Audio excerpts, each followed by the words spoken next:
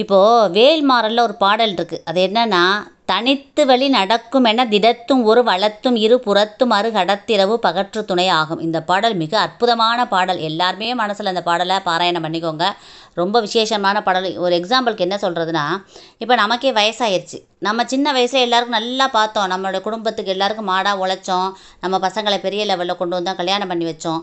அவங்க கல்யாணம் பண்ணிவிட்டு அவங்க வெளிநாடு வெளியூரில் செட்டில் ஆகிட்டாங்க. அவங்களோட கடமையை பார்க்க அவங்க போயிட்டாங்க. நல்ல பிள்ளைங்க தான் எல்லாரும். ஏன்னா அவங்களோட கடமை இருக்குல்ல, போயிட்டாங்க. நம்ம தனித்து விடப்பட்ட மாதிரி அப்போ ஃபீலிங், மனசு சோர்வு வரும். மனசில் ஒரு ஃபீலிங் வரும், நம்ம மட்டும் தனியாக இருக்கமோ அப்படிங்கிற மாதிரி, யாருமே நமக்கு இல்லையேங்கிற மாதிரி ஒரு வலி வரும் மனசுக்குள்ளே. அப்படி இருக்கும் பொழுது நான் சொன்ன இந்த பாடலை பாராயணம் பண்ணுங்கள், வேல்மாறல் பாடலை. அந்த பாடல் நீங்கள் தினமும் பாராயணம் பண்ணும் பொழுது முருகப்பெருமான் நிற்பான் உங்கள் பக்கத்தில். உங்கள் பிள்ளைங்க நிற்கணும், உங்கள் சொந்தக்காரங்க நிற்கணும் அவசியமே கிடையாது. முருகப்பெருமான் கையை பிடிச்சிக்கிட்டே நிற்பான். உங்களுடைய வலப்பக்கமாக நிற்பான், உங்களுடைய இடப்பக்கம் நிற்பான். நீங்கள் நடந்து போகும்போது முன்னாடி போவான், அவங்க பின்னாடி துணைக்கு நிற்பான்.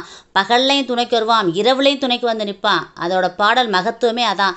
எப்பொழுதுமே உங்களை கை பிடிச்சிட்டு கை தாங்களாக தூக்கி நிற்கிறவன் முருகப்பெருமான் மட்டும்தான். அதனால் வேல்மாறலை தினந்தோறும் படியுங்க. ஒரு 10 நிமிஷம் தான், 20 நிமிஷம் தான் ஆகும் அந்த பாடல், அந்த வேல்மாறல் ஃபுல்லாக படிக்க. நான் சொன்ன இந்த பாடலில் நல்லா தினந்தோறும் பாராயணம் பண்ணுங்கள். முருகப்பெருமான் எப்பொழுதுமே துணைக்கு நிற்பான். உங்களை யாருமே எதுவுமே பண்ண முடியாது. யாரும் இல்லையே நீங்கள் கவலைப்படுறீங்க, முருகன் இருக்கான் உங்களுக்கு. எங்கள் அப்பன் முருகன் துணைக்கு வருவான் அப்படின்னு நினச்சிக்கோங்க மனசுக்குள்ளே. எனக்கு யாரும் இல்லை, நான் கவலைப்பட மாட்டேன். இனிமேல் என் அப்பன் முருகனே துணைக்கு வருவான்டான்னு சொல்லி ஒரு கெத்தாக நீங்கள் கிளம்புங்க.